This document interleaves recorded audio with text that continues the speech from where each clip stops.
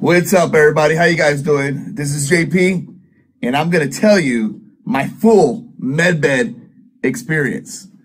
You know, a lot of people come up to me and ask me, hey, JP, how was that experience? You know, what happened to you? So I'm going to tell you the full experience. I know I did this update before, but I'm going to tell you more in deep sense what happened, okay? I enter into a base. I drive into the base. You know, I wanted to go to the commissary, okay, to buy some stuff because it's better. So when I'm entering the base, I see a black car parked on the side, you know, and I'm always have my head on a swivel. And I drove and I saw the black car, and then I see a hand that comes out and it does like this. All right. And I'm like, alrighty then. Okay, what's going on? So I park right next to the car, and the guy looks at me and he says, follow me. And I'm like, shucks, it's going to be one of those days. In one of the biggest Air Force base in the world, I was like, man, I'm going to go through an experience. So I started following this guy, you know, randomly. But I kind of felt peace because I know how the process works. You know, you have to really read the atmosphere and understand that once you enter the base or you leave your house, when you go through these experiences, they're always watching you and they know every single step. You know, I always wanted to check my car to see if I'm getting tracked or something because they just know where I'm at every time I get close to a base, or they know who I am and all that. So the guy says, follow me, follow me.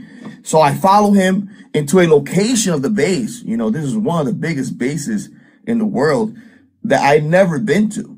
Okay, I never been to this location. And I saw in the distance, I start seeing a building, like a 3-story building, and it looks older, you know, no beautification. It looks older, you know, a miscellaneous building. And the guy tells me, hey, park over there. So I park my car, you know, I grab my keys, I grab my wallet, and I'm like, shucks, you know, what's going to happen? So you always have that behind your mind, what's going to happen? And he tells me, go towards the building. So I go to the building, right? And I see these 2 security guards, you know, military dress. And before I enter the building, they tell me, oh, give me your ID, give me your phone, give me your car keys. So I give him my phone, my car keys.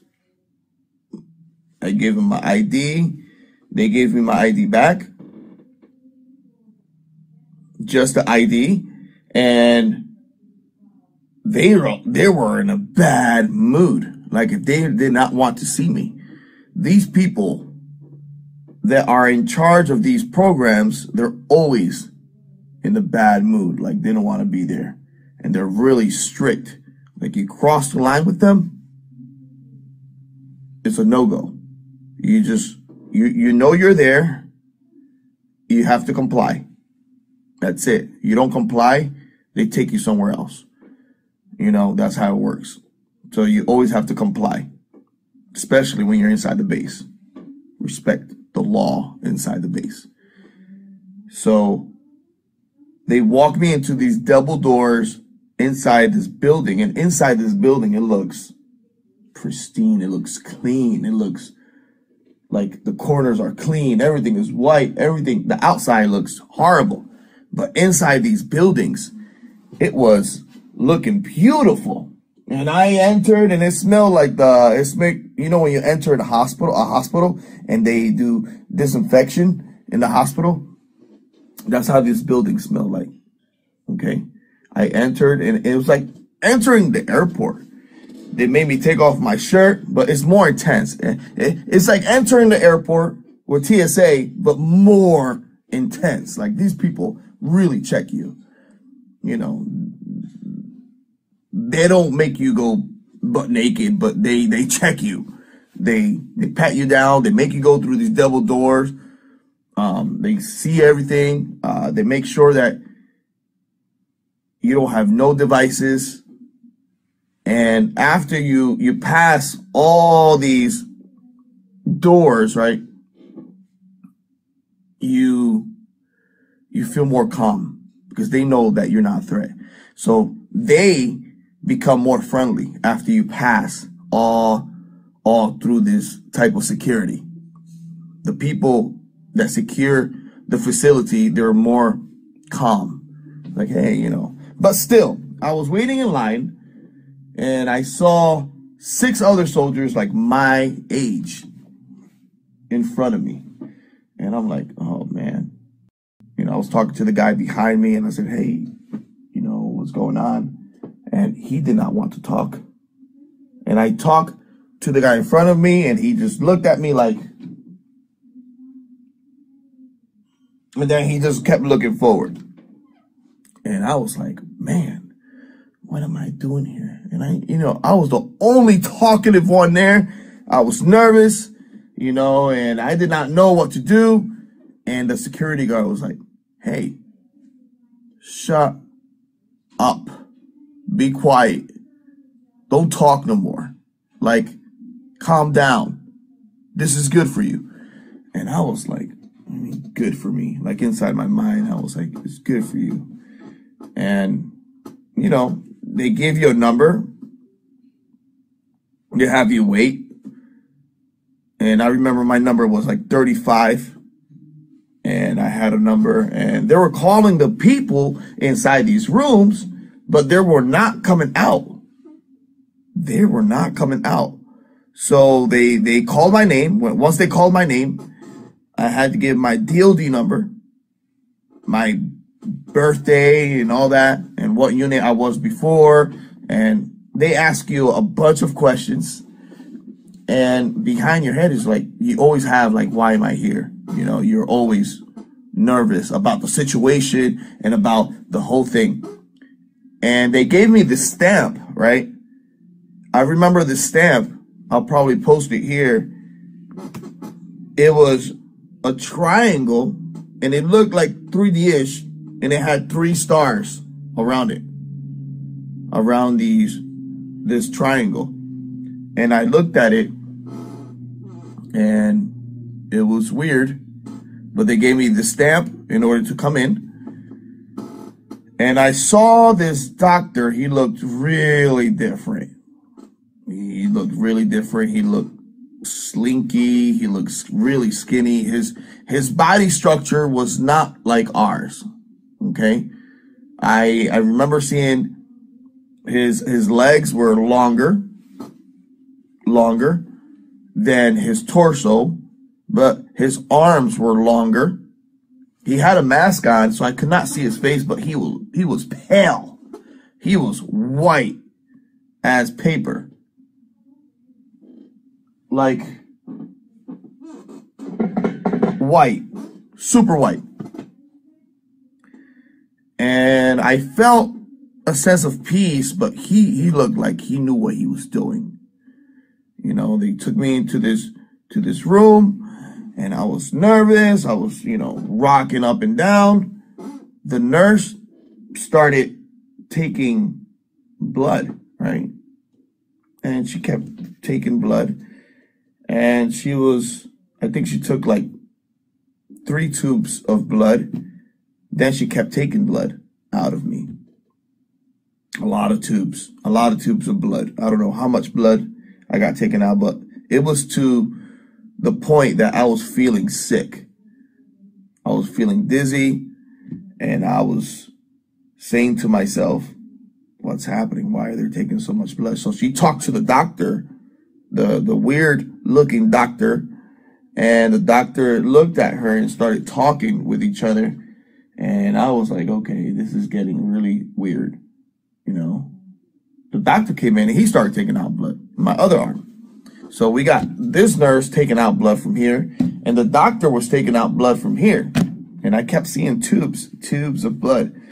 And I kept trying to talk to the doctor, but the doctor kept ignoring me and just doing his job. And I was just like this. And a lot of people were saying, why were you letting them take your blood? And I just go with the flow with these missions or these experiences. If you're always scared, it's not going to happen to you. You know, the experience won't happen. So I just let it flow. I know it could probably be my last day or it could be my last time, you know, but I just go with the flow and go through the experience. And I kept looking at the doctor and I was like blacking out. And I told the nurse, hey, I'm not feeling good. I'm blacking out. She was like, you'll be okay. You'll be okay. And then her eyes turned big. Then look at the doctor, and the doctor eyes turned humongous. And I was like, oh man. And I just started like blacking out. And I remember seeing a wheelchair. I was trying to get up. They were done, right? And I was trying to get up, but I kept like fainting back. So I remember sitting in the wheelchair. They sat me in the wheelchair. They was rolling me. I don't know how far I went because I know I was blacking out and coming back. And I don't remember how this was happening.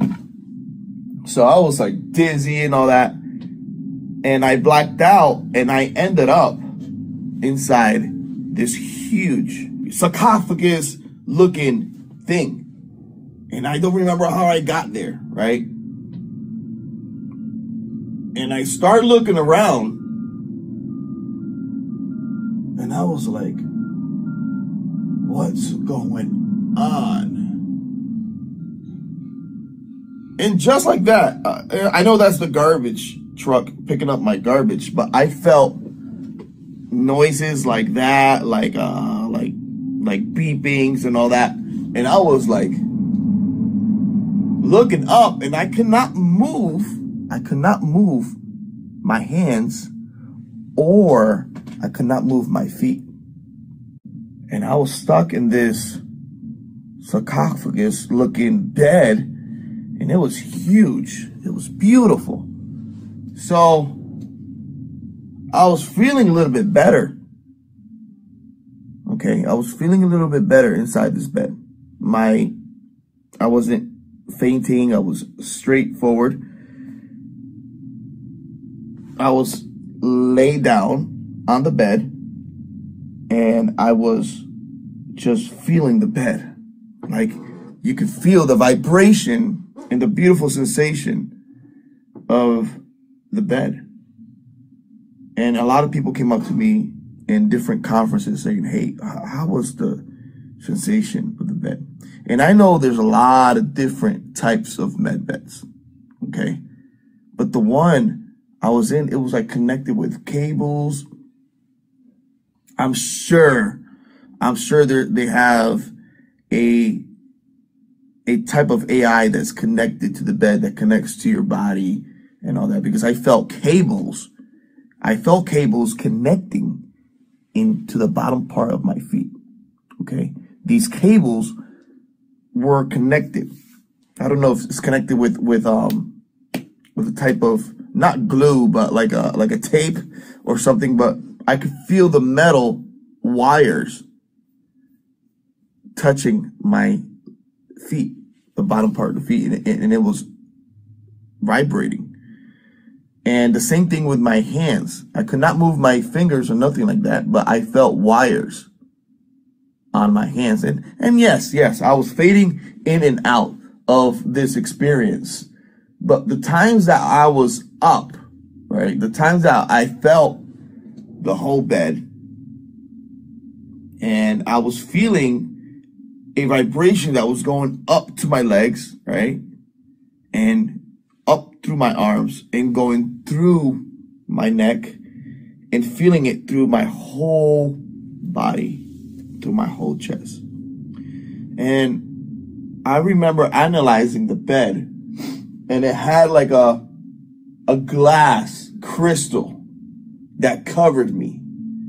And I remember it being like this thick. And when you see through it, it's like a bluish haze color, like if it had not liquid, but it's like a crystal, like a bluish white crystal glass, and it's like this thick. And I was inside, but the air was fresh. I'm like, okay, I'm getting good air. In my mind, I was analyzing everything that was happening to me. And I'm like, yes, I'm getting fresh air. Okay, I'm okay. The only thing that I'm worried about that I can't move my legs and I can't move my hands. I looked to the side. I couldn't move my neck. Well, I could move a little bit, but only to like my eyes, like this, right? And I looked to the left, to the right, and I also saw other beds closed up with people inside of them. And I'm like, okay, I'm not the only one in here. So if they do eliminate me, you know, they won't find me. They do eliminate me, but I'm feeling good. I'm feeling better. And I feel peace. And I was hearing my heart rate, and it was good. And this experience changed the way I see technology now, the things that we really have. This bed was vibrating my whole body. And then in the locations where I had injury, like my lower back, my right knee meniscus, parts of my head, my elbows, they were all burning. Like, I don't know if you had like Vicks, right? If you ever put Vicks on, when you put Vicks on, you feel that like burning sensation. That's what you feel, but with a vibrating sense. And I was feeling better. Like all the pain was going away. My lower back, my knees, and my eyes, even my eyes started, I was seeing not blurry no more. I was starting to see blurry one eye, and even my eyes started seeing perfect. I don't know the time I was in this bed, but the time that I was there, that I was phasing in and out, was a beautiful sensation. It wasn't negative. It wasn't negative. And apparently, well, I got like 30% of what the bed can really do. I wish I could have had like 100%. And I was phasing in and out, and the cables, I did not feel them no more. I did not feel the cable. So, and sometimes I was phasing in and out, or blacking in and out of like, if I was like in a dream state or not, they took out the cables, or the bed itself connects the cables and takes them out. They open the bed opens up all in once, like it opens up, like it opens up, and I started moving my fingers, right? And I felt like a gel substance around my body. So apparently this gel substance helps the electricity or whatever, with the pores of your body to help you regenerate.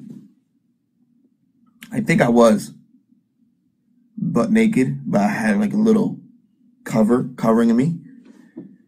I remember getting out from the bed, and when I went like this from the bed, right, you could feel the gel substance of the bed.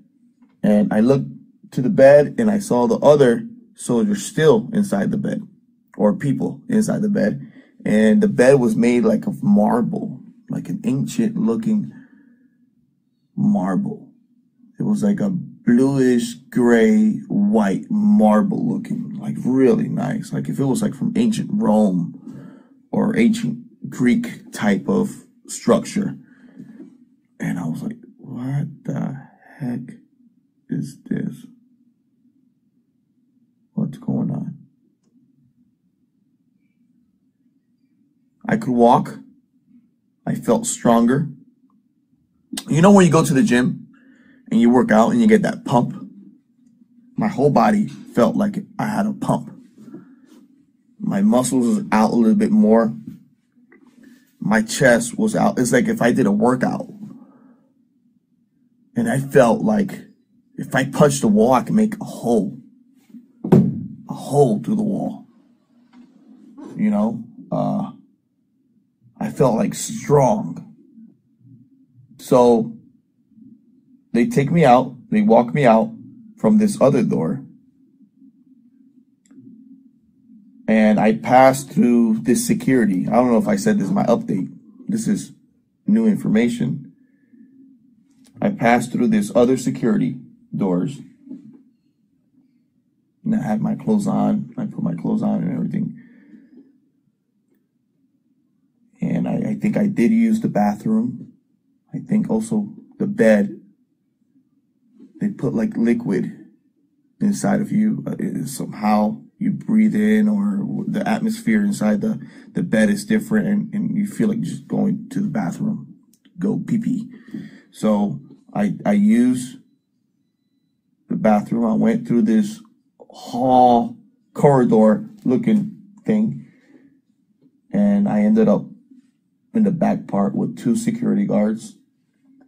They gave me my key back. They said enjoy. I'm like, huh? Enjoy. I got in the car. I went to the commissary. I bought what I needed to buy, and I went back home like if nothing happened. And they told me, don't talk about this now unless they give you the green light. And the guy gave me the green light to talk about this. Okay? About these med beds. These med beds that the United States of America, the best country in the world, has.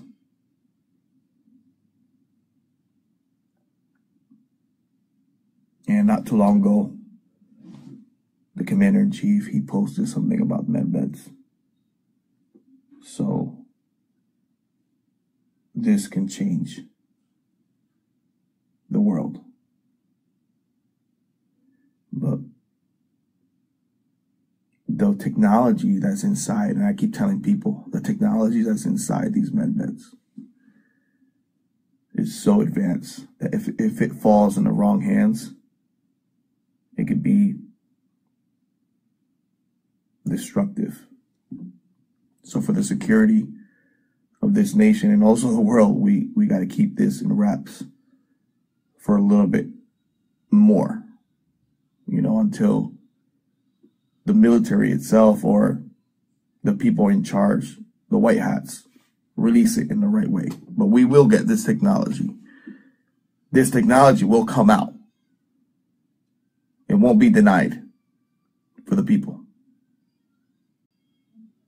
It might come out in different portions and different parts, but it will come out. But other technologies need to come out first, if you understand what I'm trying to say. So you need certain technologies to come out first in order for this med beds to come out. Because if the med beds come out first without disclosing these other technologies, it's going to be confusing for a lot of people and doctors. So we need certain technologies that involves quantum entanglement. It involves time and space. It involves contact. You know, we need this part to come out first before we get the beds in order to be good, in order to be happy. Okay, that's my full experience. Okay, I hope you liked it. And this hat, Alex gave it to me. Thank you, Alex. Much love, brother. Alex Collier. It's a beautiful hat. Thank you. Appreciate it. Hey, much love to you guys. Akuria mate. Akuria mate. JP out.